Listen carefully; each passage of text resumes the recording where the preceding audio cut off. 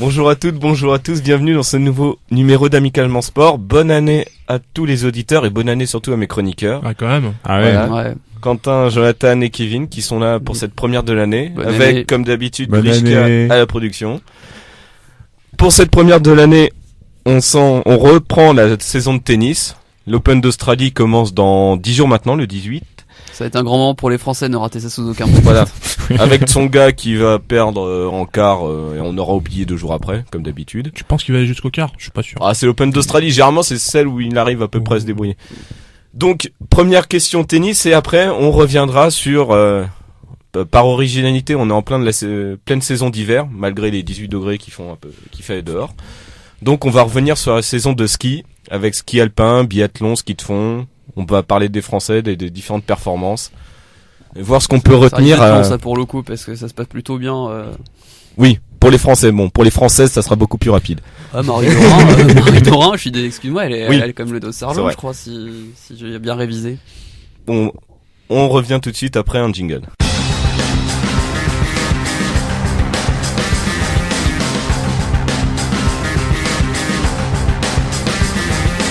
On commence cette saison 2016 avec un débat tennis, présentation un peu de la saison à venir. Est-ce que elle va être aussi soporifique que la saison 2015 globalement? Est-ce que ça va être en gros le seul enjeu de la saison va-t-il être Djoko Va-t-il et tomber Serena de son vont-ils faire piédestal, des grands chelems? En termes de résultats, c'est soporifique. En termes de jeu, c'est pas mal. Oui, c'est vrai. Oui, On parle oui, juste quand même, de ouais. suspense. Voilà, On voilà. parle Ouais, au Parce niveau que du avec niveau jeu, on a eu avec la quelque finale chose, de c'est vrai. Roland Garros. Ouais, magnifique. C'était un Ouais. très très Même bon au jeu. niveau- Même niveau de Murray jeu. est en passe de devenir agréable à regarder jouer. Donc ça... Ça, bah, Agréable à regarder, pas agréable à écouter, mais ça, c'est une Oui, bon. ça- et même, il commence à devenir un gars qu'on apprécie parce qu'avant Oui. il Moi, il était un peu grognon, enfin on l'aimait pas forcément trop, enfin Toujours- personnellement. toujours- C'est un, le Non, mec mais qui a beaucoup toujours mieux. mal au dos quand Ouais. il perd, comme Ouais. ça. Oui, non, mais voilà. Ouais, mais Et sur le je préfère le je sais, personnage. Je trouve qu'il y a une évolution. sur le terrain, il est insupportable. Dès qu'il perd deux points, il est en train tu vois, il est en train de Oui, s'énerver, c'est un etc. physique agaçant, ça. Il essaye ça. d'énerver l'adversaire aussi.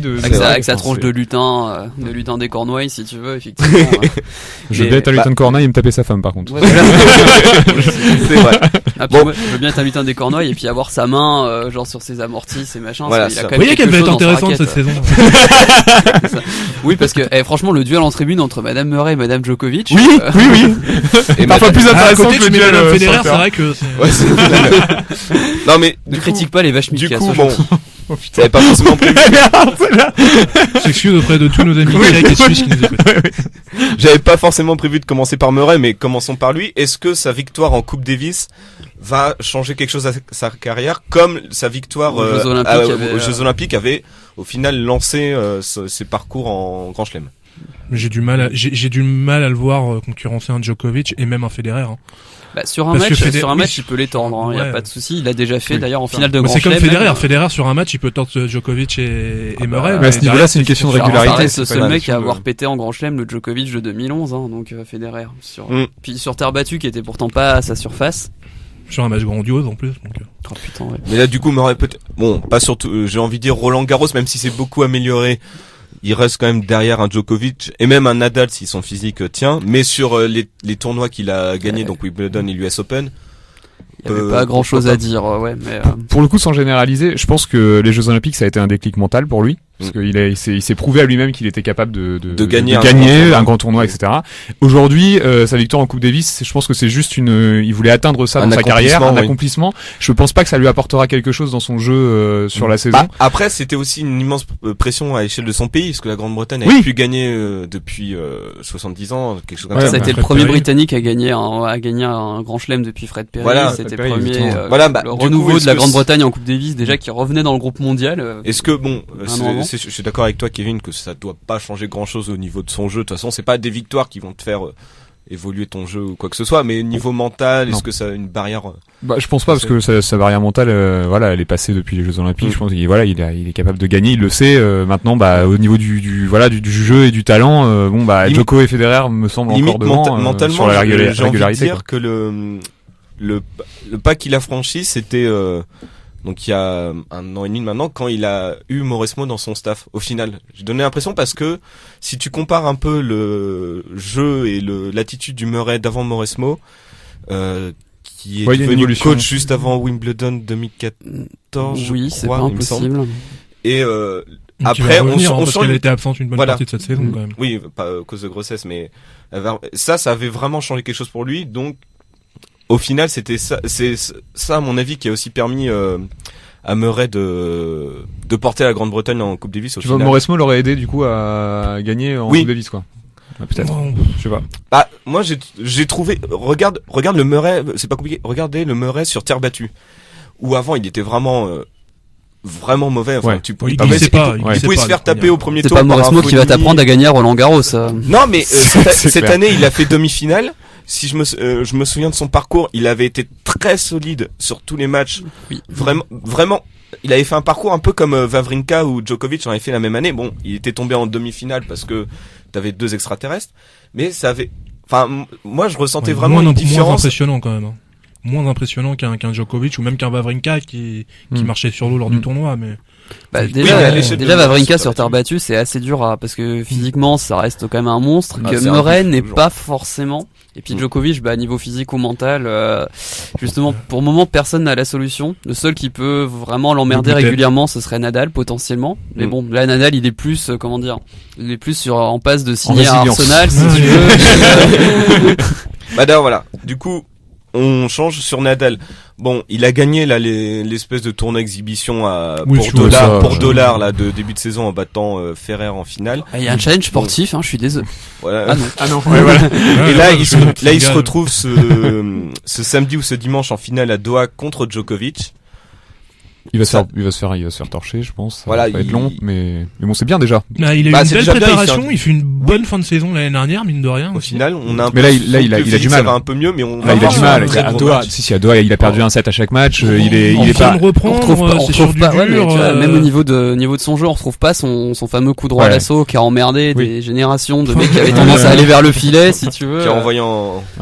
On l'a déjà vu plus mal à ces moments-là de l'année, et ça l'a pas empêché de faire une super saison derrière. Il y a pas une année où il perd contre mon fils en finale de Doha, justement. C'est pas. Il y a un an et Nadal demi. n'a jamais été bon de toute manière en janvier, même à l'Open d'Australie, qu'il a dû gagner une fois, je crois. Une fois en 2009, je crois, contre Federer. Parce que c'était Federer en finale, justement. Espérons. Là sur il y a un petit enjeu sportif en plus, c'est le 47e match entre Djokovic et Nadal, et ils sont à 23 victoires chacune. Et la tendance c'est quand même on va dire que Djokovic, beaucoup plus en faveur de Djoko. Voilà, Djokovic est favori et il pourrait prendre l'avantage parce qu'avant c'était Nadal sur ses anciennes années qui était devant. Et là du coup les deux sont mais alors c'est en balance à mon avis, mais ça fait 3-4 ans quand même que ça fait même un peu plus presque la balance est carrément en train de pencher de l'autre côté du côté serbe quoi. Totalement. Non, et puis je pense que les deux vraiment ils en ont rien à faire à mon avis, je le regarde même pas. Voilà, on va passer. Là sur Djokovic, on a vu sur le tournoi que il joue aussi bien que l'année dernière. Il se donne. On sent qu'il est pas à 110%. Il est pas. C'est en début de saison. Il est même presque à 60. Mais par contre, même il a quand même une marge vis-à-vis de ses adversaires, même qui lui évite. C'est comment dire. Je vois autant. La plupart des autres têtes de série, un accident, genre une élimination dans les premiers tours, c'est pas à exclure. Par contre, Djokovic, ça paraît complètement invraisemblable. C'est quand la dernière fois qu'il a été sorti au premier tour? Qu'il a pas atteint l'écart. De quoi, d'un tournoi du Grand Chelem? Non, mais même des autres tournois, des ATP 250 et franchement, 250, il en joue pas beaucoup déjà. Même les 500, les Mastermin ou les 500. Ouais. Pour le coup, ça doit remonter à longtemps parce que j'en ai. J'ai absolument pas souvenir. Il est tellement régulier. J'ai envie de dire sur terre battue. Je me souviens d'un Federer se faire sortir à Wimbledon contre Stakowski il y a pas si longtemps. Oui, surtout l'année dernière à l'Open d'Australie contre Andrea Seppi. C'est encore Djokovic, j'ai envie de te dire, ça doit être un tournoi sur terre battue il y a 2-3 ans, à l'époque où il était encore un peu prenable sur terre battue, mais même pas sûr. Je saurais même pas dire. Dans tous les cas, ça montre quand même qu'il est juste impressionnant en termes de régularité. Là, comme Jonathan dit, il est à 60-70%. En demi-finale, il bat Berdych, qui est quand même pas le premier venu, 6-3, 7-6. Berdych qui ne posait jamais de problème quasiment à Djokovic. Non, il en a. C'est sa pro préférée, je crois, il doit être à 23 contre 19-0 sur dur. C'est ça. 19-0. Berdych ne l'avait qu'une fois. Ouais, c'est ça. 23-2. Mais Berdy, je trouve, il a vraiment perdu en. À un moment, on pensait que c'était celui qui allait perturber le top. Exactement. Il y a très peu de renouvellement, malheureusement. Il y a eu Del Potro aussi, à un moment donné, où on a pensé d'ailleurs, qu'il allait se ça, c'est les blessures pour le Est-ce coup. qu'il Del joue Potro toujours ou il a pris sa retraite?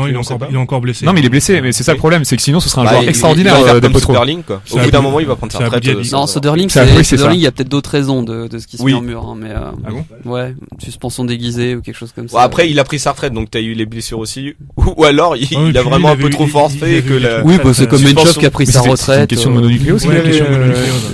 Comment Soderling, oui. Et mononucléose, tu sais le nombre de joueurs de tennis que ça a touché Federer il y a quelques années aussi. D'accord. Bon, Federer qui a peu. On salue nos collègues de Passion Foot, justement. Oui, qui se bat contre la maladie avec courage. Federer qui est à peu près le seul à être revenu à un très bon niveau, même si c'est après une mononucléose. Lui, c'est incompréhensible. C'est une légende. Pardon, incompréhensible, c'est inexplicable, quoi. Une force médicalement, au-dessus. Parce que Gasquet, en revanche. Les Français en général. Ils ont pas besoin de la mononucléose, les Français. Pour finir sur Nadal, dont on parlait, bon, sur sa saison, on espère pour lui et il espère aussi, en gros, que son physique le laisse tranquille pour faire une saison complète. Ouais. Par rapport aux 2 dernières années, c'est le moins qu'on puisse espérer pour lui, parce que pour le joueur que c'est. Et pour le suspense. Ouais, et pour le suspense. On a besoin de lui justement pour tenir la dragée haute à Djokovic, quoi. Ouais. Au moins sur terre battue. Ouais, puis même sur dur, parce que je me souviens d'une finale du US Open entre les deux, qui avait été un échange de parpaings pendant à peu près 4 heures, c'était assez invraisemblable ce qui se balançait. Puis une finale d'Open d'Australie qui a duré 6h30. Oui, c'est. Donc on va voir là ce soir à Doha, je crois que c'est en fin d'après-midi, début de soirée, la finale, on va voir surtout si physiquement Nadal arrive à tenir sur un match, et encore c'est pas une finale de Grand Chelem. Ouais, c'est en 3-7, pas grand chose à tirer à mon avis. Non mais bon, il y a quand même au-delà de savoir qu'il sera à 24 victoires contre 23. Non mais pour Djokovic, ça reste bien quand même s'il peut mettre la tête de Nadal sous l'eau dès le premier tournoi de la saison en lui mettant 6-2, 6-2, il va pas se gêner pour le faire. Ce qui est pas impossible. Ce qui est pas impossible. Donc on va voir la capacité de Nadal et la qualité de son physique à résister à. De manière, Nadal est programmé physiquement pour être à fond au moment de la saison sur terre battue, et il risque sachant qu'il il chasse toujours un 10e titre en Roland Garros, rappelons-le. Il est déjà dans la légende de Roland Garros, mais un pas de plus à faire. C'est vrai parce que finalement Djokovic l'a jamais battu à Roland Garros pour le moment. Si, cette année encore. Oui, cette année, c'est vrai, j'avais complètement. Mais bon, le Nadal de cette année, c'est quand même pas. Franchement, je m'attendais à un match en pleine possession de ses moyens, Djokovic a jamais. Enfin, si, il y a une fois, il doit le battre. Et quand il sert pour le match, il fait n'importe quoi. Et il offre un break derrière, je crois. C'est aussi pour ça qu'on a envie de voir un Nadal à fond, pour avoir une demi-finale ou une finale. Peut-être une demi-finale vu les classements. Voilà. Il était décevant le match justement. Surtout que les demi-finales généralement sont plus intéressantes que la finale. Donc on a envie une demi-finale Djoko Nadal. Les finales de Roland, ça fait longtemps qu'on n'a pas. Quoi que cette année, c'était la plus belle depuis Coria Gaudio. Ouais, un peu ce match. Pour dire très mauvais souvenir. En gros, depuis l'époque, d'ailleurs, je crois. C'est pas compliqué depuis l'époque avant Nadal. Oui, généralement les finales avec Nadal, c'est quoique la première contre Mariano Puerta était pas mal aussi. C'est ça. Il y en a bien une contre Federer qui était un peu disputée. Une contre Federer qui était disputée. Il y en a une qui se fait en 4-7 où Federer tient bien et 3 premiers et s'effondre dans le 4e. C'était juste après la victoire de Federer contre Djokovic, c'était cette année-là. Oui, d'accord. Bon, Djokovic va-t-il réussir le Grand Chelem que plus personne n'a réussi depuis depuis l'époque où les grands chelems se jouaient sur 2 surfaces différentes, pas sur 4. Ça. Donc c'est quoi, c'est Lendl? Le dernier, ça doit être quelque chose comme ça. Non, tu rigoles, c'est Rod Laver. Oui, Rod Laver, encore pire. Mais à l'époque, t'avais un tournoi en terre battue, 3 en gazon. Oui.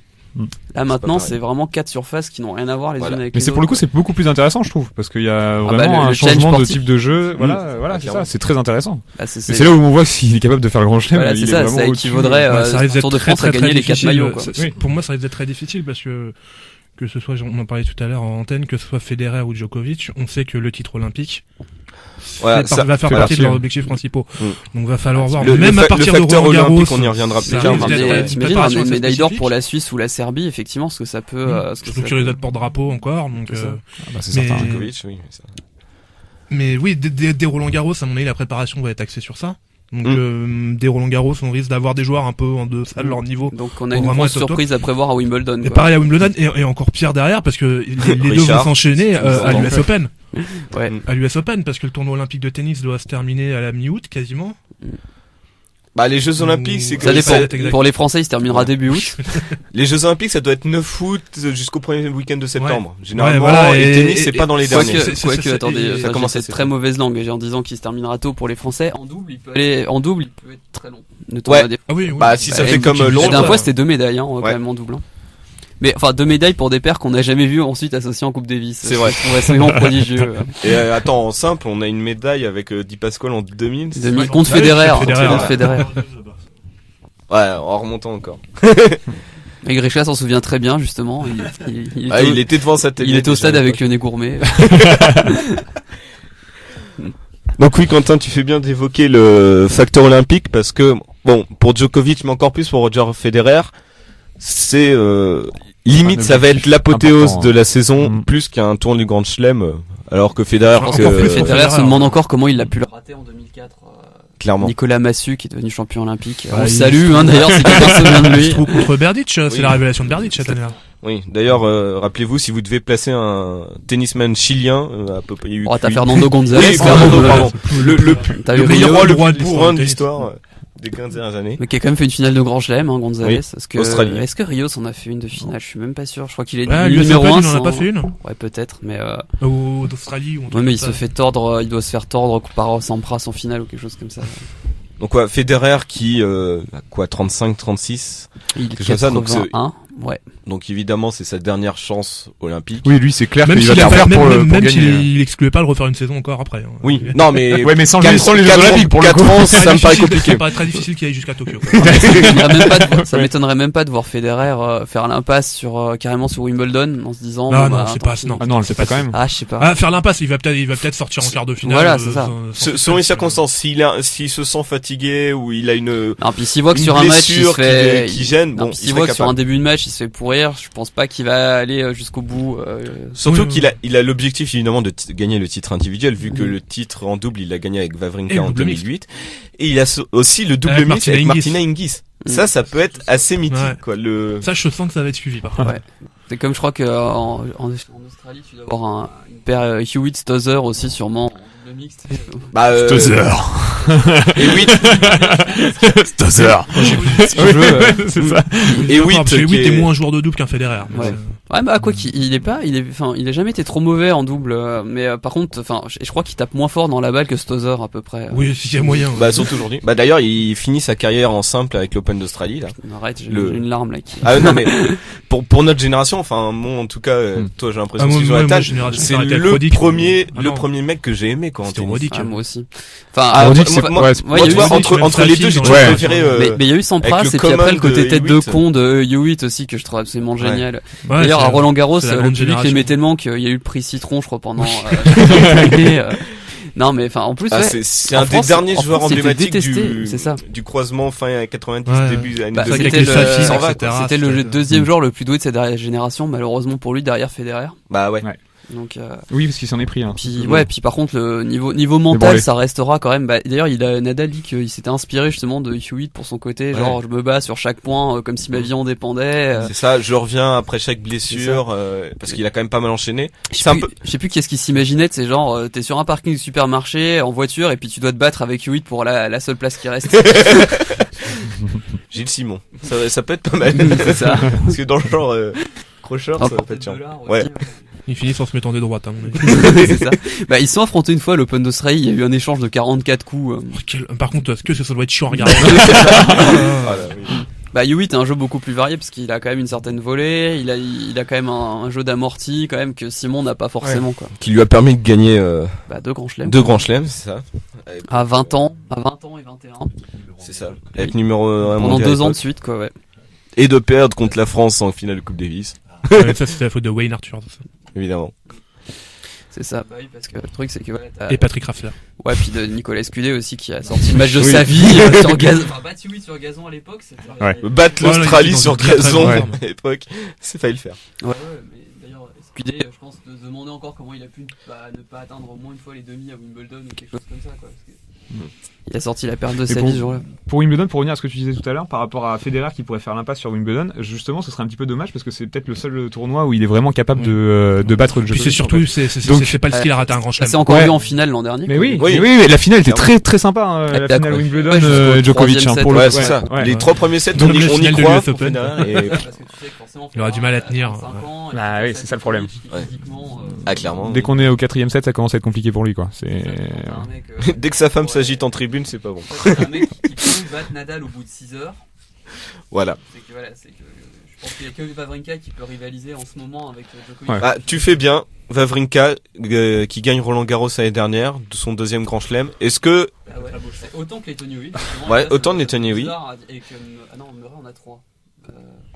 Wimbledon et US Open. Non, il en a que 2 ouais. Il a pas 2 Wimbledon. Non. Ah non, il en a qu'un seul. D'accord. Bon bah autant pour moi. Donc voilà, Del Potro on a un. Enfin c'est Nishikori. Non, Silic, pardon, oui, c'est ce que. Il a pris sa retraite il y a 5-6 ans. Mais oui. Il a enfin trouvé une gestuelle à peu près agréable à regarder au service. Non, je déconne. Il s'est racheté un dos et du coup c'est ça, c'est comme le coup droit d'Ernest Gulbis, c'est un truc. Quel est ce truc? Wawrinka, est-ce que ça pourrait pas au final, parce qu'on parle de Nadal et de Federer depuis tout à l'heure, ça serait pas lui? Bah pour lui, pour moi c'est lui le trouble fait en chef. Ouais, c'est ça. Oui, alors il sera pas pour concurrencer au niveau de la première place mondiale, mais pour les taper sur à Rio, il peut faire un coup. Hein, voilà. Je pense qu'il la vise même pas la première place mondiale. Il sait qu'il peut les battre sur un grand chelem. Il le dit, il fait que le répéter. Et il le fait. Il le fait parce que avant Roland Garros, je pense que personne n'aurait sur un grand chelem avoir battu Federer, Nadal et Djokovic dans le même grand chelem. Et Tsonga.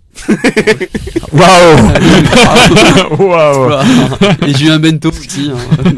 Bon. Sur Roland Garros, sur Roland Garros en finale, il a été monstrueux. On pensait que ça serait plus accroché que ça, mais au final, il a éteint Djokovic. Bah, en fait, le premier set était hyper accroché. Djokovic le gagne. Alors tu te dis merde. Alors, dans ces cas-là, ça sent pas bon pour Wawrinka. Puis alors, tu sais pas où il allait chercher les 3 sets d'après, où il déroule complètement avec ce revers là qui vient taper en étant à 4 mètres du filet. Je croyais que c'était Wawrinka que Djokovic gagnait le premier set et que non, que Wawrinka gagnait le premier set et que Djokovic égalisait et qu'ensuite je sais plus. Mais à un moment donné où Wawrinka il me semble que c'est ça qui enfin dans tous les cas sur les 3 sets qui gagnent, on se demande comment il arrive à avoir un tel niveau. Et puis alors les revers. Non mais de toute façon, il te faut un revers de malade pour sortir Djokovic, voire un Nadal du coup. Et puis les revers de malade, c'est des revers énormes. Ouais, voilà, c'est ça. On rappelle que Gasquet est censé avoir le plus beau revers du monde, peut-être, niveau gestuel, niveau esthétique. Ouais, ça, niveau gestuel, oui. Efficacité, par contre, Wawrinka, par revers à une main, c'est un ouais. lance-missile. J'ai rarement vu ça, quoi, pour pas dire jamais. Bah, il a un physique de monstrueux que n'a jamais eu Gasquet. C'est ça. Ce qui fait la différence de classement entre les deux. Non, mais je me souviens, pour anecdote, avoir vu mon beau-père arriver, je regardais la finale de Coupe Davis chez ma mère, et puis donc, mon père qui me dit, mais c'est quoi ce gros, là, qui a le terrain contre Djokovic? Bon, puis une heure après, il dit, quand même. C'est raisonnable. Oui, c'est ça, il a un côté buffle, limite avec de l'embonpoint il a selon les matchs. Un dadbot, tu vois, un peu. Oui, il a une tête un peu ronde en plus. Oui, en plus. C'est le bon gars avec qui, tu t'imagines aller boire une bière, tu sais, genre, après le boulot, quelque chose comme ça. Mais je pense qu'il est comme ça en plus, Oui, non, il est très, T'as envie d'aller boire une bière avec lui dire Stan, raconte-moi ce qui se passe dans les vestiaires, dis-moi du mal des autres, quoi. Ouais, puis c'est le mec, il a pris la tête avec tout le monde. Oui. Sauf avec Benoît Paire, qui est son meilleur pote. Bah, parce qu'ils ont le même caractère, justement. C'est ce qui se ressemble, ça semble. Faudrait les mettre avec Kyrgios. Non, mais je verrais bien Wawrinka de Benoît Paire, tu sais, sur certains matchs. Enfin, Federer, c'est le seul à s'être clashé avec Federer, quasiment, quoi. Ouais. Après lui avoir donné un titre olympique. Et puis avec Kyrgios, je crois qu'ils partiront pas en vacances ensemble. Ah non, c'est sûr. Mais avec Kokinakis non plus, du coup. Mais Kyrgios, je le vois vraiment comme la victime dans les vestiaires. Kyrgios, je pense qu'avec Wawrinka et Paire, je pense qu'il fait pas le malin dans le vestiaire, vraiment. À mon avis, il a beaucoup de gueule, mais le pire, c'est que c'est le petit jeune, puis là il se rend compte qu'il y a les deux papas qui arrivent. Ouais, le pire, c'est que d'après un pote qui connaît, qui est journaliste à Eurosport et qui connaît un petit peu les gars, Benoît Paire est adorable. Oui. Mais c'est ce qu'il dit aussi. Pas très mauvais joueur et adorable. Wawrinka aussi. C'est ce qu'il dit dans les vestiaires. il a pas une dent contre toi, c'est des mecs adorables. Mais c'est l'intérieur sport sur ils ont une dent, je sais pas si vous vous en souvenez. Mais pour le coup, c'est Tsonga et Gasquet qui sont allés le provoquer après la finale de la Coupe Davis, Wawrinka n'a rien demandé. Au contraire, lui était en train de fêter, il était avec le champagne et tout, en train de danser en slibard sur les tables. Il est complètement torché en conférence de presse derrière. En même temps, c'est le principe. Ce qui rajoute à la légende, quoi. Tu viens de gagner une Coupe Davis. Oui, mais c'est très rare. Donc bon, Wawrinka, potentiel trouble fait de la saison, comme tu as dit, Jonathan. À mon avis, on est tous d'accord là-dessus. Ouais. Est-ce que vous en voyez un autre dans le top 10 ou à la limite qui émergerait pas forcément les jeunes, ça on en parlera après. Milos Raonic, non. Ouais, dans mais le genre jeu génération sexy, des Raonic, Nishikori, etc. On a l'impression qu'ils sont destinés à toujours être dans les 10, mais à jamais concurrencer. Nishikori, il a raté l'occasion de sa vie de gagner un grand chelem, quoi. Oui, c'est pareil que si. Dessus en finale, quoi. Les mecs qui sont là pour être très bons dans les 10, mais jamais gagné de grand. Enfin, peut-être un jour sur un accident, quoi. C'est ça. Comme c'était le cas avec Klitsch. Nishikori a le même jeu que Djokovic, mais en moins bien, quoi. Et donc du coup, à partir de ce moment-là, moins bien parce que le physique est pas le même, quoi. Bah voilà. Donc du coup, bon, effectivement, c'est le genre de mec, Nishikori, tu le tires sur terre battue, t'es là, putain. Oui, clairement. Les Français qui sont toujours 11e, 12e, 13e. Bah là, on est 9 et 10 avec Gasquet et Tsonga. Ouais, ils peuvent aller te claquer une demi-finale, ou quelque chose comme ça. S'ils veulent vraiment miser un bel objectif, cocher la Coupe Davis quand même. Ouais, mais ça, tous les favoris la Coupe Davis et Noah, on va aller jouer en Guadeloupe. On va parler après, parce que ça, évidemment, il y a des choses à dire. Juste petite aparté pour revenir sur Murray, pour l'Open d'Australie, j'ai lu que s'il arrivait en finale, visiblement la finale tombait à peu près au moment où sa femme allait accoucher. Et donc, il a vraiment balancé que il préférait être à l'accouchement de son fils. Donc du coup, je ne sais pas si ça a du bluff, mais ce qui est normal évidemment, mais dans ce cas-là, tu ne prépares pas ton tournoi de la même manière, quoi, parce que tu sais pas si c'est sûr que ça doit influencer. Ça va être très particulier. C'est à l'Open d'Australie qu'une année justement, Sampras était allé assez loin, puis avait complètement lâché un match parce que son coach était décédé. Ah bah oui, ça c'est évidemment des choses qui te bougent totalement. C'est Patrick McEnroe, non? Il en avait même perdu contre Agassi. Pour tout dire. Mais t'as deux états d'esprit. T'as deux états d'esprit à ce moment-là. C'est le côté soit t'essayes de gagner le tournoi pour rendre hommage à ton coach, soit tu t'effondres psychologiquement parce que bah évidemment la tristesse est. Oui. N'empêche pas l'autre sur un seul match. Oui, non, complètement, ouais. Mais qu'un match linéaire en tennis, hormis quand tu t'appelles Djokovic, ça n'existe pas. C'est ça. Richard Gasquet, on sait quelque chose. Mais donc oui, pour Murray, c'est bizarre. Je sais pas s'il va vraiment mettre. Du coup, Murray bluffé, ça lui ressemblerait pas. Jamais. C'est pour ça que je mets quand même une. C'est pour ça que on se souvient de son match de dos contre Gasquet avant de lui coller, avant de lui coller la raclée de sa vie. Le match de dos, il est pas que contre Gasquet. C'est ça classique. Il y a que contre Djokovic qui l'a pas osé, je crois. Je suis pas sûr que ça changerait quelque chose. Non. Depuis le début, là, on chambre pas mal nos petits Français. Bon, parce qu'il y en a qui le méritent. Joe Wilfried, si tu m'écoutes, toi, on a 2 mots à te dire.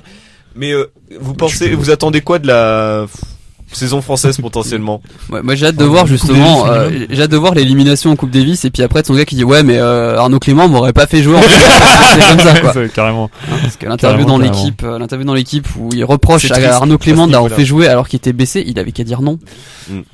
Non, par contre, pour la Coupe Davis, pour faire une analogie en fait avec Zidane au Real, le fait que Noah ait repris la Coupe Davis, c'est tout rien. C'est-à-dire qu'il y a vraiment le côté légende, le côté mythe en fait, qui va aider Noah à gérer je pense les joueurs, parce que tous les joueurs l'adorent visiblement. Hein, donc non, c'est pas ça, c'est que tout le monde le respecte. Tout à fait. Et donc du coup, ça peut être du tout ou rien en effet. Soit ça marche très bien. Tous les joueurs disent l'adorer.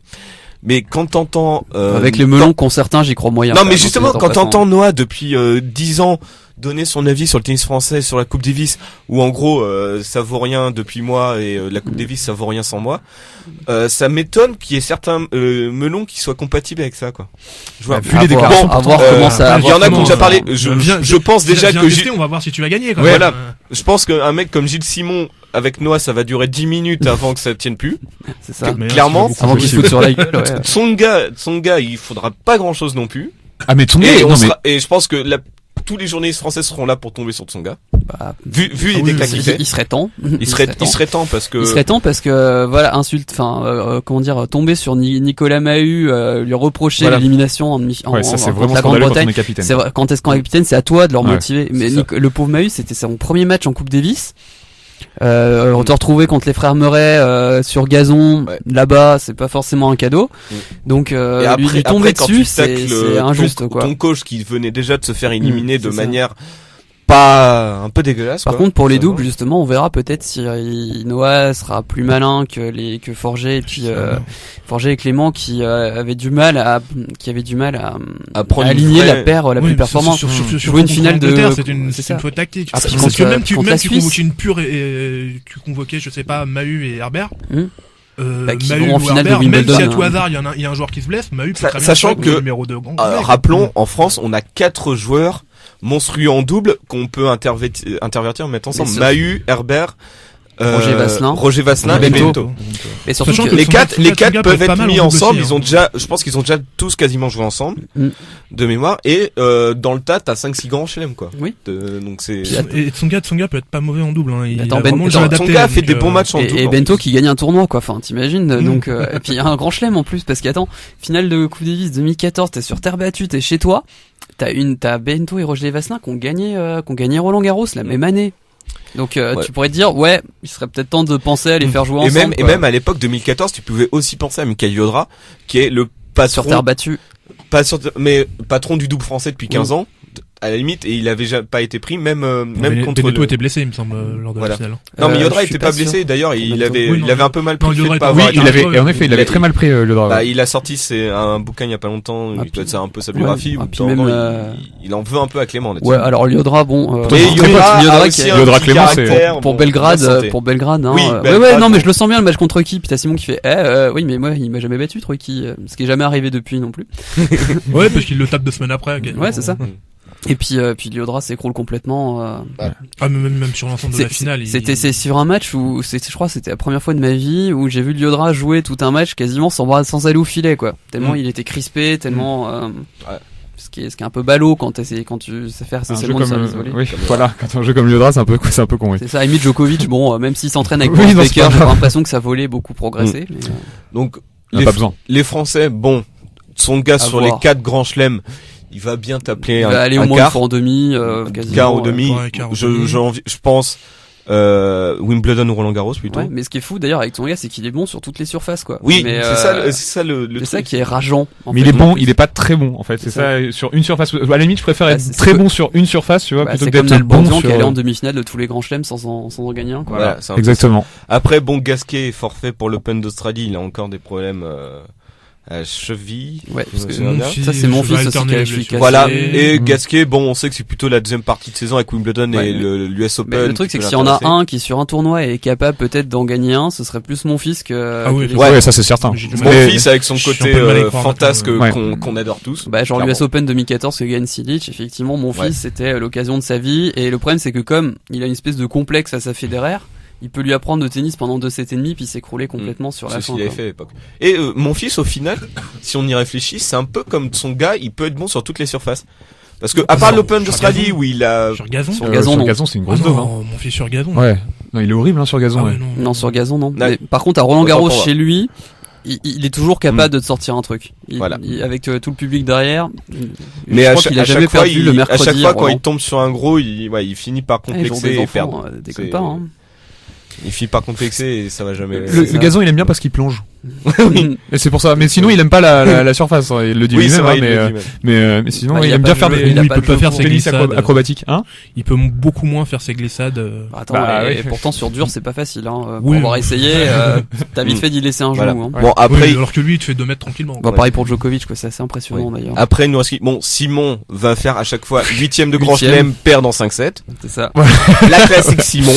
Et spécial. Non, et gagner peut-être 1 ou 2 tournois de 150, voire une finale en 500. Bah, il a fait une finale en 1000 l'an dernier. Oui, même une finale en 1000 l'an dernier. C'est bon. Simon, c'est la valeur. C'est valeur sûre. On sait qu'il sera toujours en début de deuxième semaine. On sait que malheureusement, son jeu ne le permet pas de. Par contre, ça dépend loin. S'il tombe en 3e tour ou en 8e contre un Federer, un truc comme ça, des joueurs qui n'aiment pas jouer contre lui parce que tu sais jamais trop à quoi t'attendre quand tu joues Gilles Simon. C'est ça. Mais il est efficace contre Federer. À chaque fois, il l'emmerde à chaque fois. Ouais, il est efficace. Bon, il perd, mais il a battu 2 fois, 2 fois en 5 matchs ou quelque chose comme ça. Donc c'est pas un ratio vilain. Non, carrément, non. Puis il y a eu un match à l'Open d'Australie où c'est allé au 5e set au 2e tour, alors que Federer menait 2-7 et un break. Donc au final, il fera une saison pas dégueu comme tu dis, comme chaque année. C'est ça qui est agréable. Simon, c'est qu'il a un déficit frustrant de avec lui puissance. à chaque fois. Enfin, déjà, je pense qu'il est dû à son physique de. Il est assez de petit petit, coq, ouais, si tu veux, c'est ça. Enfin non, il fait 1m85. Hein. Il fait la même taille que Federer et Nadal. Ah, il fait beaucoup plus. Tu vois, moi, je l'aurais mis beaucoup plus petit. Bah, il fait 1m85 et 60 kilos. Ouais, voilà, Ouais, c'est par peut-être contre, il est ça. vraiment pas, il est pas épais, Il est quoi. pas épais. Ouais. Non. C'est ça qui fait qu'il n'y a. C'est ça, parce que Djokovic est pas Probablement épais, jamais et très le loin. truc c'est que Djokovic est du muscle sec. Donc Oui. c'est pas la même, c'est pas du tout la Oui, même morphologie. Simon, c'est de l'os. Il y a un Kenyan, quoi. Bah, c'est vrai, ses jambes, Bah, c'est un marathonien. ses jambes, c'est impressionnant, hein, ça fait peur, hein, ces tibias, Bah, il en a pas, quoi. Enfin, il en a pas. c'est un marathonien, c'est pour ça Pas de qu'en mollet. essuie-glace au fond du cours, faut le Bah, prendre. c'est quoi. le joueur qui court le plus sur un terrain de tennis, donc Ouais. ça. Bah oui, parce que comme il a. C'est le nouveau. Mon fils est pas mal aussi, et Nadal Non, aussi. plus que quoi. mon fils. C'est le Le nouveau mec qui joue à Federer. je veux dire que c'est plus difficile de déborder Simon que de déborder Ah mon ouais fils. Ouais. C'est sûrement lui qui remplace aujourd'hui Federer dans le rôle du pou que tout le monde déteste, vu que Federer, Ferrat, bon, il est physiquement, toujours ça là, mais il commence à lâcher, fatiguer, hein. il commence à accuser Bah, son âge. parce que forcément, si t'as un jeu, c'est comme Nadal en fait. C'est quand t'as un jeu Très physique. qui est hyper exigeant, bah forcément tu dures moins longtemps. Alors que Federer à Wimbledon, bah il a fait des fois des matchs entiers Federer, il court pas, en c'est des fou. échanges de 3 points. Bah de oui. 3 coups. Donc ça aide Bon. à tenir plus longtemps. Après, niveau français, Benoît Paire. bah, il y a la deuxième bande, c'est-à-dire Manarino, Chardy. Tu mets Benoît Paire dans la seconde, dans la Non, deuxième bande Pépère, je voudrais le traiter à part, parce que Ouais. il est un peu à part, Lucas Pouille. Chardy en grande Lucas forme, Pouille. Chardy en grande forme, Chardy, dans la tête, Bento. Ça va bien et que le service, la première balle suit, il est très dur à battre. Hein. Bah oui. Bah, Manarino, l'année dernière, a commencé à être un peu dans ce genre-là aussi, a fait 2-3 bonnes perfs. Ouais, mais 2-3. Mais, plus constant. voilà, et Chardy sur- est plus constant. dur à jouer, quand même. Mm. Ouais, Chardy, c'est t'as une grosse set de série, tu tires Chardy dans les 3 Ouais, premiers. ouais, tours, c'est sûr. pas un bon tirage, C'est donc, vrai, hein. clairement. Bon, ça ira jamais de battre un Djokovic. Bah, mais... c'est des joueurs qui Mais ça peuvent, peut, ça peut Il te a taper déjà battu un. Federer sur à Ouais. Rome, je crois. Oui. c'est des Ouais, mais joueurs ça peut- qui ça- peuvent, Ça peut te taper un Raonic ou un truc comme ça. Et Qui- je pense que Raonic, il est même plus fort que Raonic sur terre battue, Chardy. Mm. c'est des joueurs qui peuvent terminer, qui vont terminer entre les 20 et 30 pour faire une bonne saison, quoi. C'est ça, et qui C'est peuvent ça. te claquer une énorme perf. Voilà, sur un Mm. tournoi. Comme Chardy qui a fait une finale l'année dernière d'un 500 tournoi nord-américain, si je me souviens bien. Je sais plus lequel, mais voilà. Chardy, c'est le dur et la terre battue. Voilà. Le gazon, il n'existe pas. Mm. Mais par contre, voilà, sur dur ou terre battue, ouais, il Manarino, est par jeu, contre, sur Gazon est très gazon est bon. Comme Il a fait un 8ème à Wimbledon. ça. Ouais. Bah, l'année où il y avait De Schepper aussi Ouais. qui Oui. avait fait. Deux derniers Français, voilà. Manarino et De Schepper. Voilà. Bon, De Schepper qui Truc depuis assez improbable. un peu baissé. Et bon, on va finir pour les Français sur Benoît Paire, l'idole L'énigme. de Quentin. L'énigme. Ouais, l'énigme. L'énigme, C'est-à-dire ouais, que, c'est ça. qu'est-ce que tu peux prédire sur Benoît Paire cette année? Rien. Rien. C'est tout. On passe au ski. Qui va s'énerver. On veut prédire qu'il va s'énerver. Il est en train de bien figurer. Bah oui, Oui. il est en demi-finale contre ça. Ce qui est fou, Benoît Paire, c'est que ça, l'année demi-finale, dernière, à la même époque, il était 150e mondial parce qu'il avait enchaîné les Il était blessures, blessé. il avait fait que les challengers. Il a remonté lentement, mais sûrement. Là, il est quoi, 15, 18? 18. Ah non, il a vraiment gagné en constance. Voilà. Il arrache la 18e place à la dernière minute en gagnant un challenger à Mouilleron captif. Oui, c'est ça. Improbable. La saison est terminée, il y a un challenger à Mouilleron captif et il y a Benoît Paire. Voilà. L'avantage de Benoît Paire, c'est que même les matchs où dans la tête il dégoupille complètement, mais ce qui arrive un petit peu moins souvent. Ouais, quand C'est même, vrai. c'est mieux. Bah, c'est ce qui fait Il peut quand qu'il même est te plus sortir, régulier, quoi. c'était C'est qui son entraîneur Murray à Bercy qui te sort une amortie J'ai oublié le nom. absolument incroyable. C'est pas pas changé il y a Simon pas longtemps, je Je crois. crois que c'est, Non, il est toujours le même entraîneur. Il a toujours le même? J'ai oublié le nom me revient plus, je vois très bien. Moi non plus. donc ouais, on peut dire si le mental suit, s'il arrête de dégoupiller, Ah, bah, tout en gardant son côté un peu fantasque, sale gueule qu'on aime bien. Lâcher 5 amortis dans le même jeu. Voilà. Bah, c'était Ça contre gueule qu'on aime non, bien. c'était contre qui qu'il a Contre Berdic? Foni. C'était Oui. contre Berdic qu'il avait fait le, oh là là, c'était assez, moi j'en un ai, jeu j'en étais mal à l'aise. Sachant que Berdic, c'est le genre de mec en face, Oh là là. il va te regarder, il dit mais va te faire voir, quoi. C'est- Ouais, non, bah, il était énervé, hein. Il était très Oui. énervé. Il hein. fait un peu pareil Ouais. l'année dernière à Roland Garros contre Fognini aussi. Ah oui, Oui, le alors, fameux- Folie. le dieu, quoi. Le dieu que tout le monde attend. D'ailleurs, ça s'était battu dans les tribunes et pas sur le terrain. C'était dommage, on attend. Mais pour Berdic, de toute façon, tu sais que les amortis, ça peut être une bonne arme contre lui. Ah oui, et parce il en qu'il a est lent, abusé Ouais. parce que ces amortis, elles marchent quasi à chaque fois. Oui, quoi. il est très très bon. Il a une main incroyable, Benoît Paire. Incroyable. Et son revers, enfin, de toute façon, tu sais que tu vas pas jouer sur son côté revers parce que tu vas te prendre des grosses mandales dans la tronche, donc tu vas aller côté coup droit. Mm.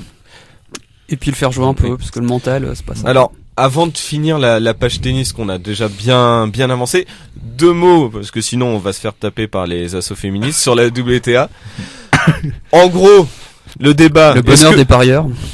Est-ce que Serena va avoir 1, 2 ou 3 défaites cette saison, globalement? C'est ça, c'est comme Djokovic. Voilà, c'est ça, en fait, finalement. Mais non, c'est limite encore pire, quoi, je trouve. Oui. Bah, elle était parce à un match du Grand Chelem. Elle est encore plus au-dessus physiquement et techniquement par rapport aux autres.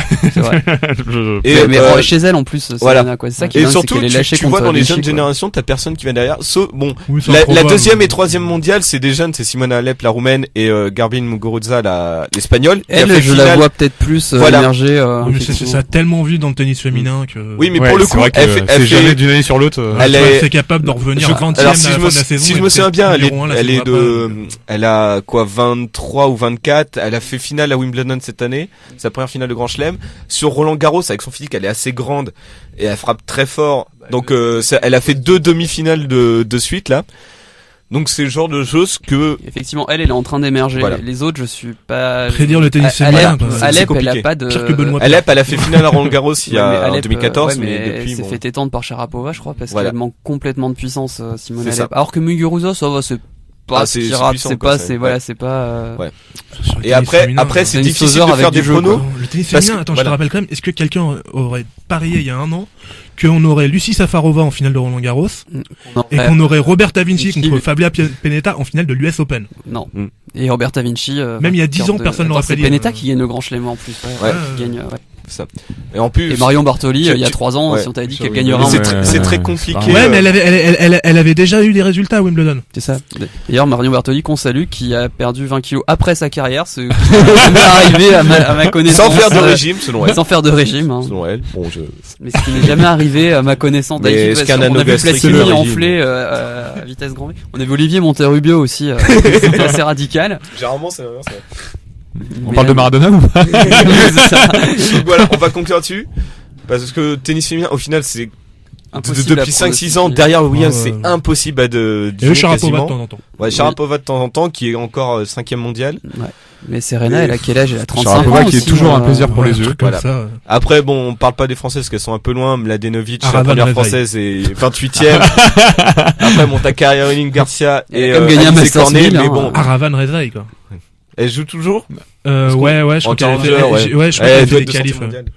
Oui, bah, elle, si elle avait pensé à changer d'entraîneur, et je parle pas de Muratoglu. Elle a perdu son mari aussi, c'est pas Arvan Rezaï, c'est pas celle qui avait... C'est son père qui était assez... Son père, oui. Et non, elle s'est séparée, parce que, son père qui était... On a arrêté de la voir après ça, en fait. Mais son père avait été encore plus mal, son père était encore plus malsain que celui de Bartoli. Ah non, c'est comme le père de Corinne, de l'Australien. T'as Kyrgios, Kyrgiatis, c'est le 3e. Qui a un Tomic, le père de Tomic. Le père de Tomic, dans le même genre. Alors lui, je crois, il avait failli je sais plus avec quel joueur il avait failli se battre. C'était peut-être bien Wawrinka d'ailleurs. Ouais, viens de battre avec Wawrinka, t'as raison. Il avait tapé un sparring partner de son fils. Oui. Ah oui aussi. Donc voilà, bon, on va conclure sur ces notes joyeuses qui montrent que le tennis est un peu animé, et on revient par les skis après un jingle.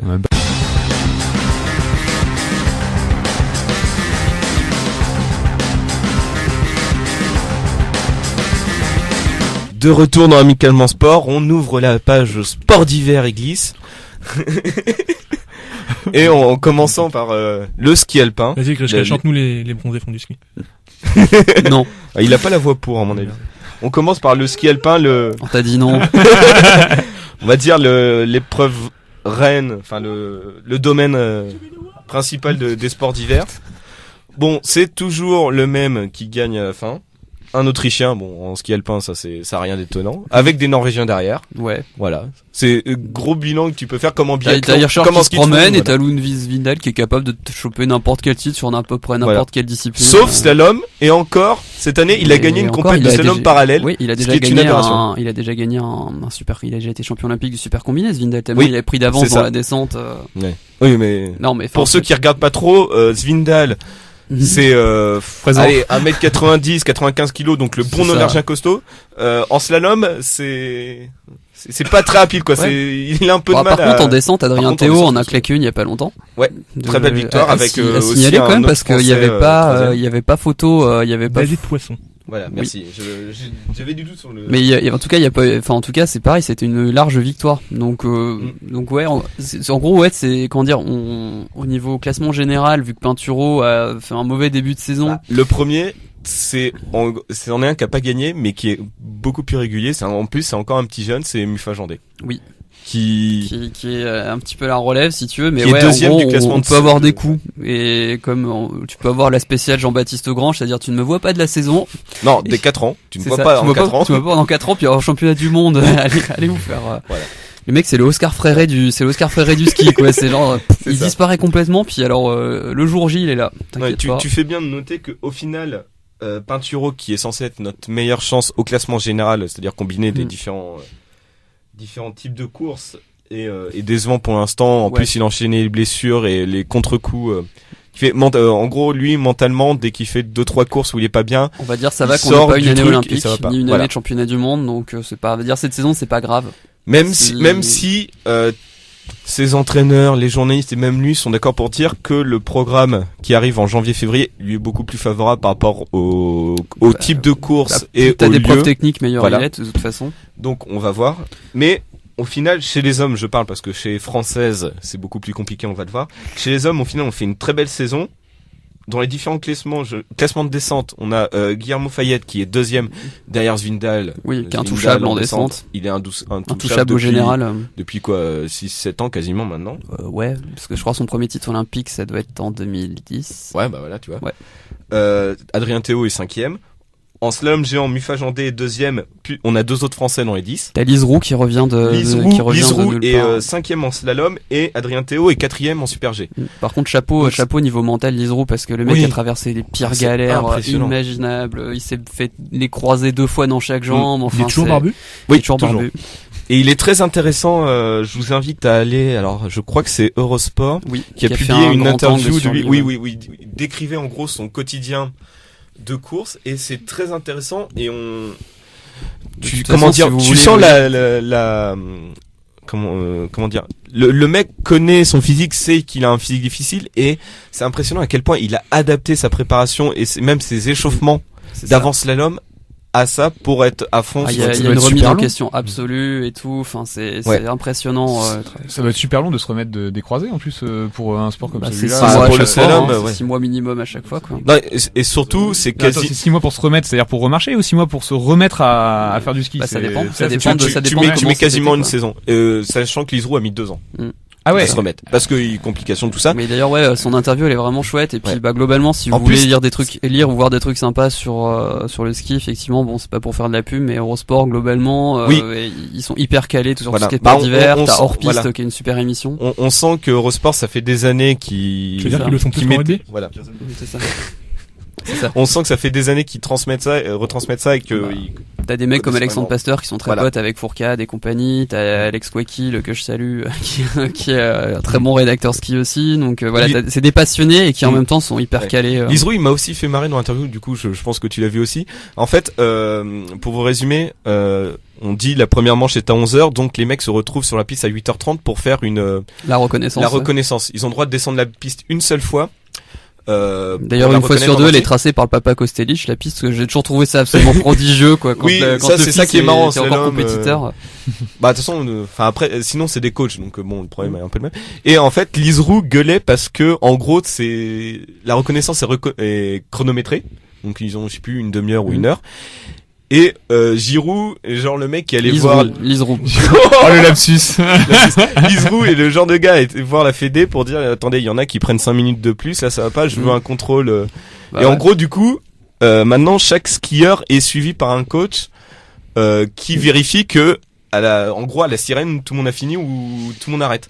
Bah en même temps pour le doit pas se faire aimer par tout le monde. Non, mais en même temps pour le slalom ça se comprend. Oui. Ça se comprend parce que chaque enchaînement t'as un temps de réaction qui n'existe pas en fait. Donc c'est la reconnaissance qui fait tout. Donc forcément chaque minute de plus que tu passes sur la piste c'est un avantage par rapport aux autres quoi. Donc je vous invite vraiment à voir cette interview. En plus c'est un mec hyper attachant, charmant, le quotidien, tout ce qui se fait au niveau du slalom qui est quand même un monde bien spécifique dans le ski alpin. Parce que tu as quand même clairement parce que t'as une minutie, t'as un droit à l'erreur qui n'existe pas. Non et puis tu as pas mal de skieurs, bon comme en France il y a Lise Roux et Grange qui ne font que ça. qui sont vraiment spécialisés là-dessus, qui sont pas sur les autres épreuves. Donc c'est un cercle encore plus fermé que, par exemple, Svindal, il fait de la descente, le Super G, il se retrouve sur d'autres choses. Les slalomers, pour la plupart, bon, t'as Hirscher, t'as Christopherson qui sont, qui font d'autres choses. T'as Hirscher qui est aussi loin au-dessus de. T'as Neureuther aussi qui font plusieurs trucs, mais c'est vrai que pour la plupart, c'est un monde à part, les slalomers, et donc c'est vraiment intéressant de voir. C'est ça, c'est un peu comme les pistards dans le cyclisme, quoi. Voilà, c'est ça. Donc on voit au niveau du classement général, Hirscher va potentiellement gagner son 4e globe d'affilée. Ouais. Comme ça. Surtout que les 2 dernières années, son principal concurrent c'était Neureuther qui est un tout petit peu en retrait cette année.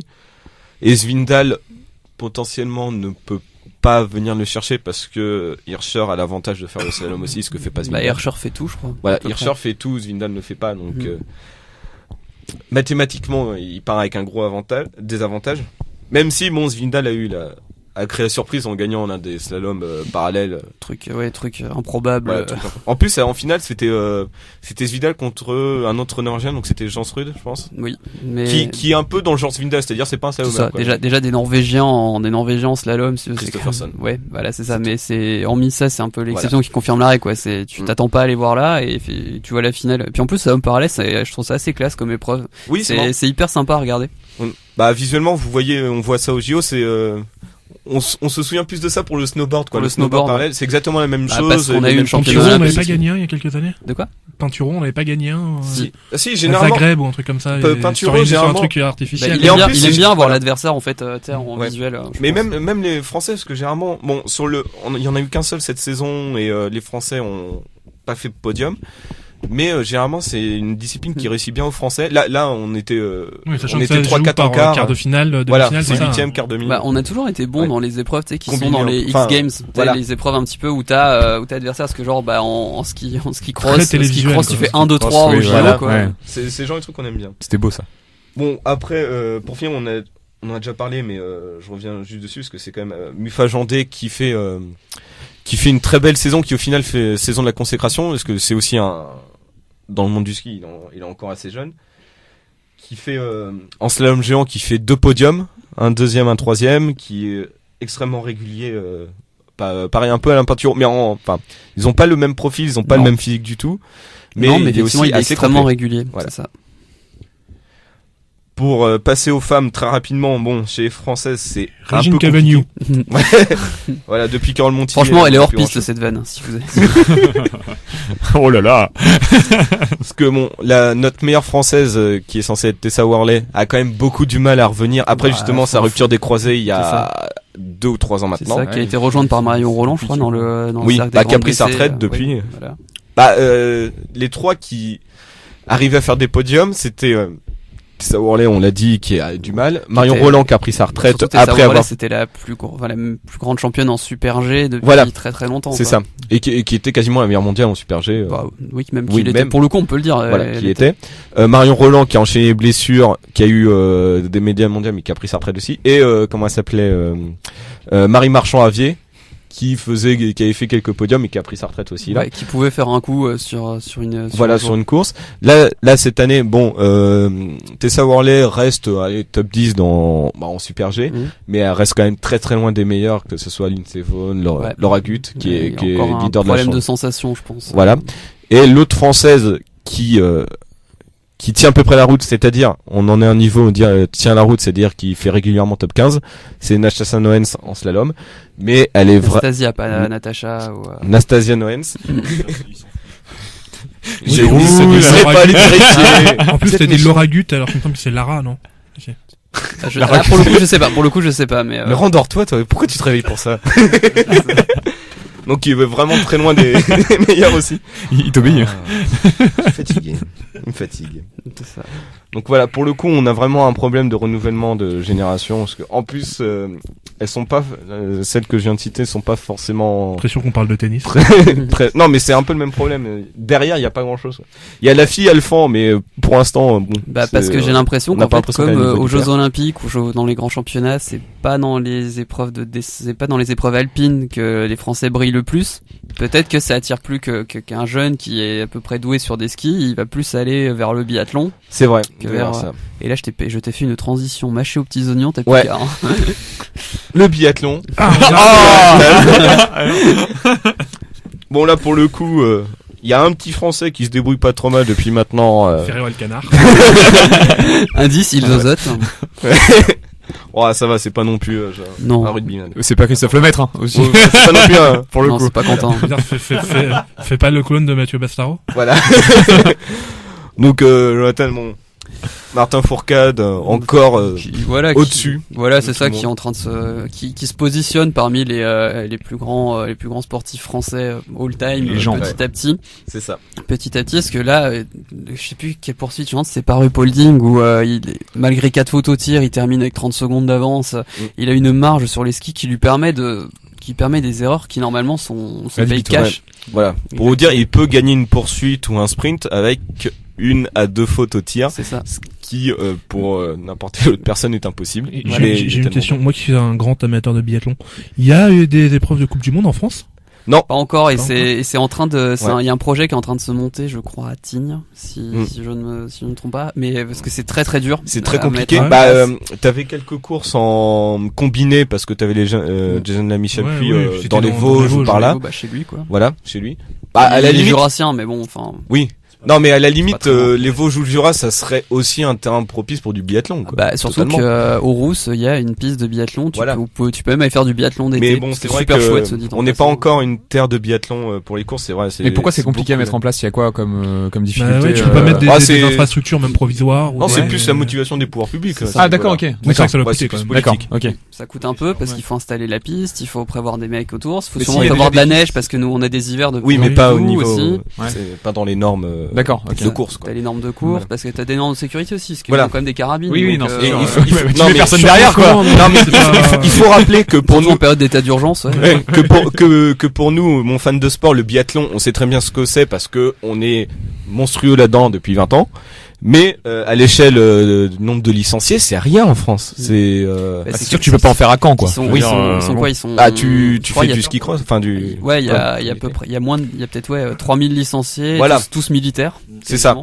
C'est globalement ça. Donc c'est aussi pour ça. C'est gendarmerie, c'est ça? C'est militaire du coup, mais c'est les gendarmes. Les gendarmes. Ouais. Donc c'est aussi pour ça que les pouvoirs publics ont du mal à se motiver pour créer ce genre de compétition, parce que là. Les grandes compétitions. Là, on est à mi-parcours, là. Pourtant, là, tu peux être sûr que la gendarmerie, ils seraient ravis de filer un coup de main pour organiser l'épreuve, sachant que t'en as un d'eux qui risque de la gagner, tu vois. Voilà. Complètement. Non, mais c'est vrai que c'est très, c'est l'Autriche, c'est l'Allemagne, la Norvège. C'est incroyable. L'Allemagne qui fait des courses en nocturne avec une ambiance de fou furieux. Là, ils ont fait une course dans le stade de Schalke, à Gelsenkirchen. Voilà. Au Stade de France.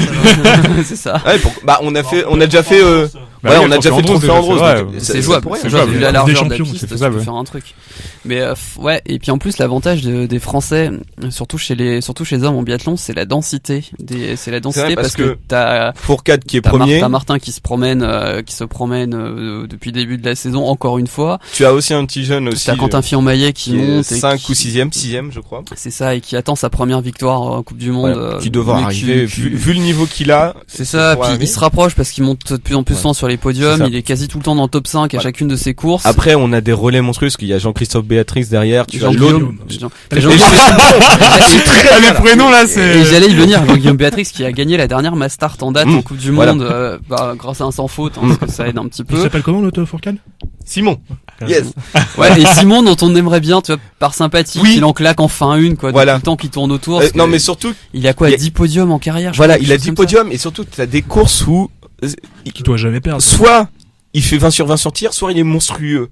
Mais pas les deux, il arrive jamais à faire les deux en même temps. Ouais, c'est gênant ça. Et c'est extrêmement frustrant. N'importe quelle course que je regarde, tu le vois faire 20 sur 20, mais il peine un peu en ski. Non, 20 sur 20 où il part avec trop de retard sur une poursuite, par exemple, aussi, c'est déjà arrivé. Non, ou alors, il fait une faute, il oublie de faire le tour de pénalité. Ouais, ça lui arrive aussi. Ah merde. Et ça, c'est un truc gag, ça, quand même. Non, ce qui est encore plus frustrant, c'est que c'était en relais. Et la France aurait gagné s'il avait fait. Ah oui, alors c'est vraiment gênant, là. Je me souviens bien. Oui, parce que le frangin avait fait un relais, à la Martin Fourcade, quoi. Donc, d'accord. Oui, puis Marie Dorin avait fait un super. Oui, c'était Relais Mix, exact. Et parce que Marie Dorin chez les filles, justement, est en train de se positionner parmi les champions, les vainqueurs potentiels de la Coupe du Monde. Ouais. Depuis ses 2 victoires au championnat du monde l'année dernière. Qui sortaient de nulle part. Parce qu'elle venait, donc c'était février ou mars 2015. Elle avait accouché en septembre 2014. Ce qui est incroyable, c'est comme se remettre d'une mononucléose aussi vite que Federer. C'est impressionnant la vitesse à laquelle elle est revenue. Ouais.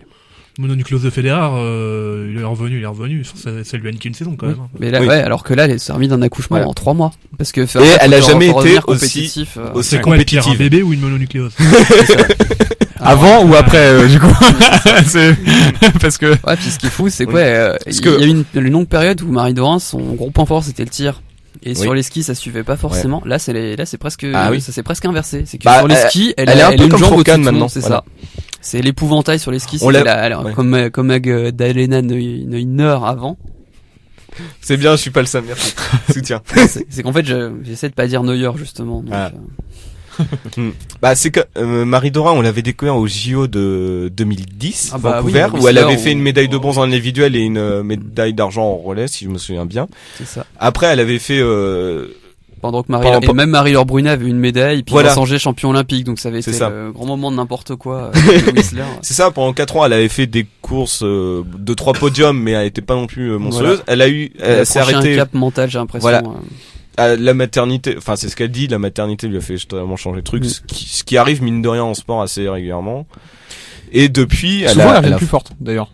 Oui, mais c'est très impressionnant. Sauf Martina Hingis. Oui. Et là, elle est deuxième au classement général derrière Soukalova, la Tchèque, deuxième pour une broutille. Voilà, pour une broutille parce qu'elle a loupé la dernière course où elle a terminé 12e. Elle a loupé la dernière balle de la dernière course, quelque chose comme ça. Une trentaine de points. Oui, c'est ça, c'est très serré. C'est rien du tout parce que je crois une victoire c'est 60 points. Ouais. Enfin, chez les hommes, je pense que les femmes c'est le même barème. Donc voilà, il y a vraiment rien et elle peut vraiment c'est parti comme ça, ce qui est c'est dommage qu'il y ait pas de JO d'hiver cette année parce que je pense qu'en relais mix on se serait bien marré. Voilà. Il y a les championnats du monde qui doivent être à la fin de la saison, donc ça veut dire mars. Ouais. Aux États-Unis, non, c'est ça? Ouais. Voilà. Alors là, par contre, ça va être Norvège-France. Par contre, si on trouve pas le moyen de faire au moins deuxième du relais masculin, c'est qu'on se sera loupé quelque part. C'est vrai. Parce on a 3 mecs déjà qui sont capables de gagner des coupes du monde.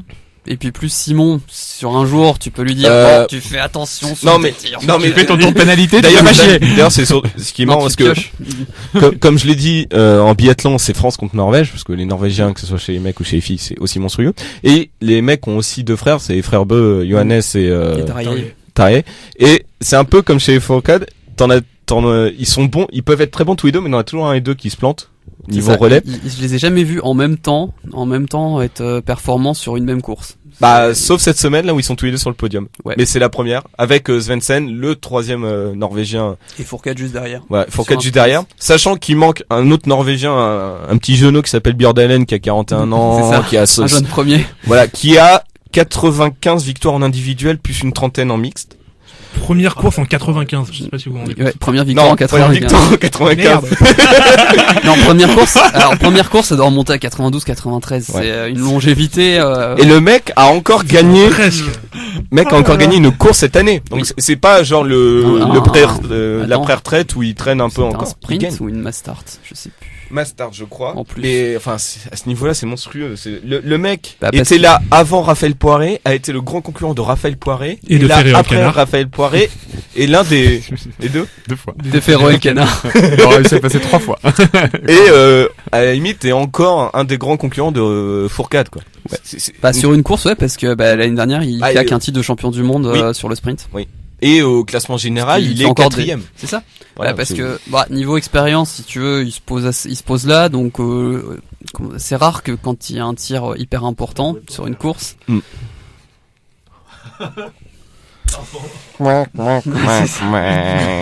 C'est ça.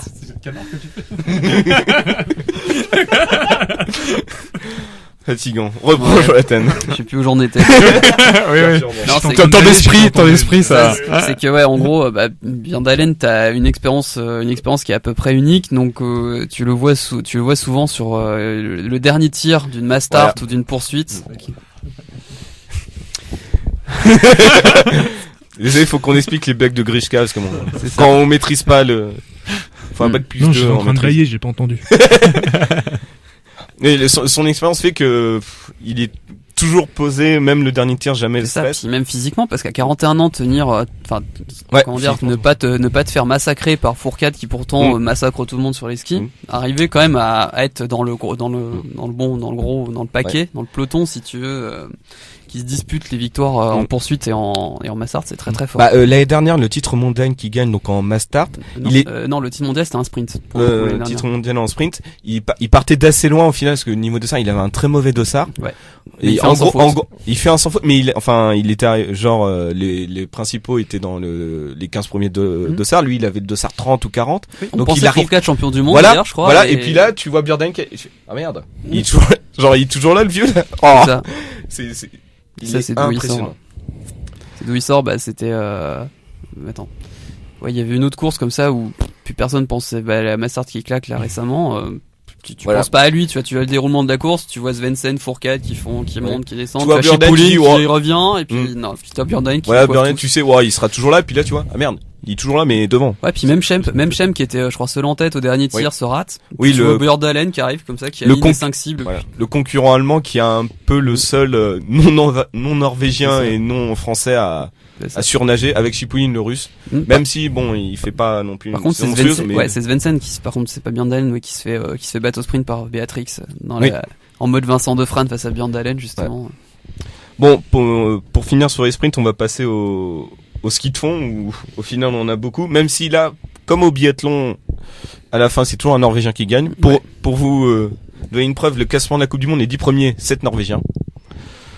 En même temps, c'est pas un sport qui a été inventé en Norvège, si, tout hasard. En plus, voilà. chez les filles, c'est Anglais, ils ont inventé le football. Voilà. Moi, je dis ça. Chez les filles, c'est aussi marrant. Dans les 10 premiers, 5 Norvégiennes, sachant que les 5 autres, c'est des Suédoises et des Finlandaises.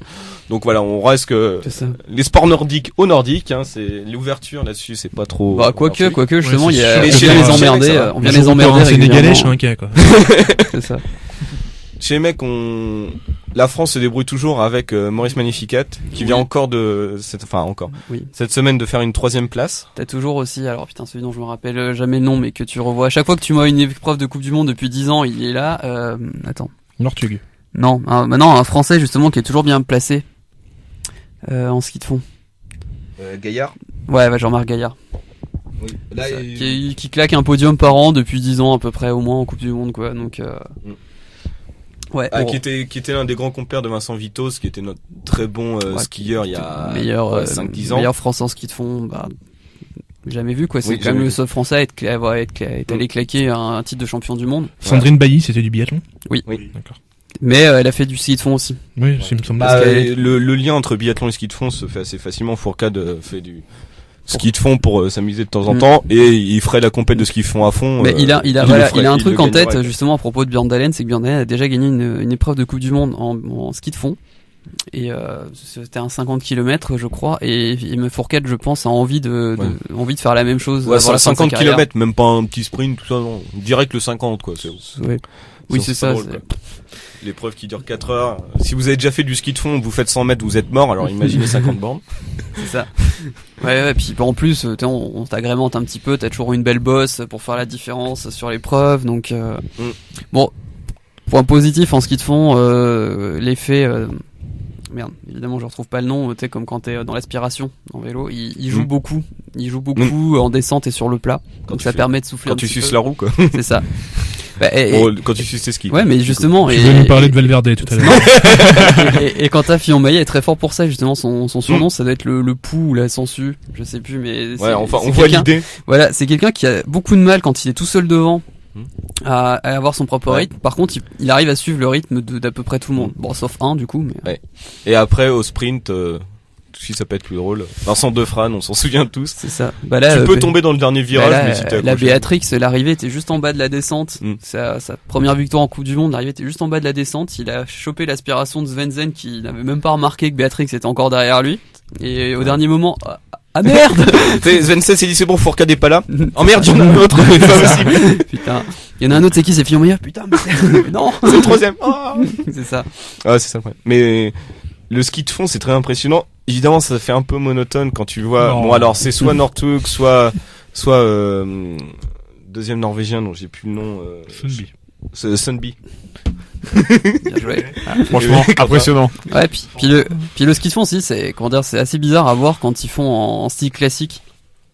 C'est-à-dire où en gros t'as la fixation qui lâche le talon et du coup les mecs t'as l'impression qu'ils montent des escaliers. Oui. En fait, en ski de fond, c'est super bizarre à voir. Ouais.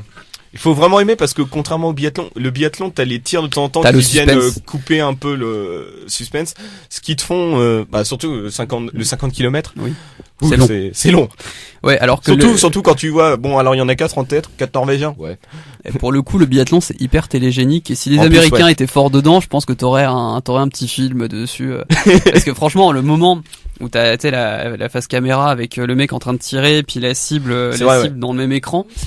Donc des fois ça fait que sur des jeux olympiques, t'es comme ça, à te bouffer les doigts justement jusqu'à la dernière balle. Que tu retrouves très peu en sport finalement. Les Nord-Américains sont présents en biathlon en ski de fond, limite plus en ski de fond. D'ailleurs en ski de fond féminin, les Américaines ont eu 1 ou 2 victoires cette semaine notamment. Donc justement en biathlon parce qu'il voilà. Il y en a quelques-uns qui sont dans le top 10 quand même. Non mais en plus ils ont quand tu penses aux États-Unis, que ce soit dans les Appalaches ou dans les Rocheuses, t'as de quoi faire pour t'entraîner au biathlon. Puis bon, ils savent tous tirer. Donc ça aide. Ouais, puis... Après, puis comme au début, beaucoup tiré sur ce qui est noir. Ouais, c'est ce que j'allais dire, comme en plus aussi le débat c'est noir et qu'elle devienne blanche quand tu réussis, je pense qu'effectivement ça peut être parfait pour les Américains. Trump like this. Voilà, si Trump est élu, le biathlon sport national. Tu tires sur un truc noir et après il devient blanc. Non, c'est exactement ce que je viens de dire du coup. Bon, on s'égare. Pour finir chez les femmes, comme je l'ai dit, pareil, norvégienne domine. Et il y a pas de suspense là-dessus. Autant chez les hommes avec Magnificat on peut avoir des victoires, que ce soit en Coupe du Monde ou en Championnat du Monde. Oui. Enfin, on l'attend toujours. Des podiums, victoires, ça me paraît compliqué. Victoire, il a déjà fait en Coupe du Monde. Voilà, il a déjà fait. Mais bon, vu le niveau des Norvégiens, c'est quand même, ça serait quand même grosse perf. On peut avoir une médaille en relais, c'est ce qu'on a eu au JO. Oui. Ou au championnat bronze. Le problème en ski de fond, c'est que t'as tellement de Norvégiens, c'est que t'as Norvège et Suède devant. Non. Oui, mais en Coupe du Monde, sur les relais, t'as Norvège 1, Norvège 2. Ouais. Tellement ils en ont. Donc généralement c'est Norvège 1 en premier et Norvège 2. Pour les Français, c'était exceptionnel quand même. Elle était incroyable. Ouais, elle était, je me souviens, incroyable et ils passent la ligne. Et je l'ai vu aussi. Ils ont gagné la Coupe du Monde. Le même jour, les filles ont fini 4e. Voilà, ce qui était aussi exceptionnel. Voilà. Donc sur les relais, on peut tenter les choses en individuel, à part Magnificat, c'est compliqué. Ouais, ou à part faire tomber Nordic dans une descente aussi. À l'ancienne. En plus, voilà, c'est ça le problème. À la Warren Barguil. Non mais tu te dis, les Norvégiens, ils sont tous très bons. Il pourrait y avoir un petit peu de compétition. Ils pourraient un peu se taper dessus ou se tirer dans les pattes. Mais c'est pas des Hollandais, donc ils le font pas trop. Ouais. Mais là où ils sont malins en plus, c'est que généralement ils se relaient les uns les autres. Oui, Nordic gagne une année après Sunby. Ouais, puis même sur les courses, ils courent assez souvent. Ils courent en équipe jusqu'au dernier tour à peu près. C'est ça. Ce qui rend la contestation de leur suprématie assez compliquée. Quand tu regardes du ski de fond, généralement t'as un groupe de tête. C'est comme encore une analogie avec le cyclisme, c'est comme l'équipe Sky, t'as le train Sky et puis t'as le leader derrière. Oui. En ski de fond, c'est pareil, t'as 3 Norvégiens avec celui qui a la meilleure forme du jour derrière et puis t'as les autres qui essaient de s'accrocher derrière. L'US Postal de la grande époque pour vous rappeler de bons souvenirs. C'est ça. C'est totalement ça ce qui fait. Où tu voyais Pavel Padernos et Georgine Capi faire le tempo dans le Tourmalet, c'était magnifique. Ce qui a quand même moins d'intérêt que le cyclisme parce que en ski de fond, t'as personne qui peut les attaquer quasiment, alors que en cyclisme. Pourtant, en ski de fond, t'as quand même une diversité d'épreuves. T'as une épreuve qui est super chouette, je trouve, c'est le sprint à 2. Oui. Le sprint par équipe, et c'est très, pour le coup, ça c'est vachement impressionnant, et puis, t'as pas le temps de t'ennuyer. Ouais. Puis en fait, c'est comme l'athlétisme, tu as du 10 km, t'as du 20, t'as du 50. C'est hyper diversifié. Tu pourrais te dire, t'en as qui sont plus sprinters, d'autres qui sont plus du coup marathoniens. Manque de peau, il y en a qui sont plus norvégiens. Voilà. Très bonne conclusion, je ne rajoutais pas plus. Bon, je pense qu'on peut dire qu'on a fini ce tour d'Amicalement Sport de la première de 2016. On réveille Quentin et on va vous souhaiter une bonne semaine. Voilà, forcez pas trop sur la galette. Ouais, forcez pas trop. Et bonne année. N'oubliez pas de regarder le sport. Le biathlon est depuis cette année sur l'équipe 21, donc profitez-en. C'est en clair. En plus, c'est super télégénique comme a dit Jonathan et on est très bon dedans. Donc profitez-en. C'est bien commenté, puis en consultant, en fait, c'est souvent genre, on a eu cette année, on a eu Vincent Jay, enfin, il y a que des biathlètes. Ouais, il y a eu Alexis Boeuf qui est blessé en ce moment, du coup, qui ne participe pas aux épreuves de Coupe du Monde. Donc profitez pour une fois qu'on a ce genre de sport sur une chaîne en clair. Profitez-en, c'est sur Équipe 21. Et vive le sport.